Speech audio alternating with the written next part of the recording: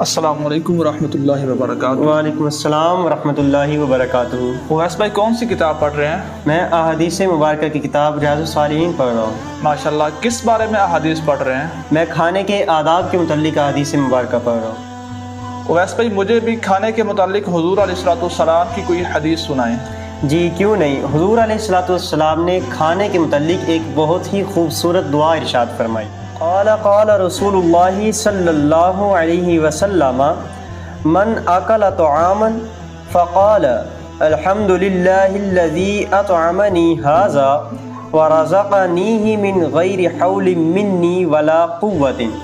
رسول اللہ صلی اللہ علیہ وآلہ وسلم نے ارشاد فرمایا، جو شخص کھانا کھائے تو یہ دعا پڑھے، ہر طرح کی حمد اللہ تعالیٰ کے لیے مخصوص ہے جس نے مجھے یہ کھانا کھلایا اور میری کسی ذاتی کوشش اور طاقت کے باوجود یہ رزق عطا فرمایا۔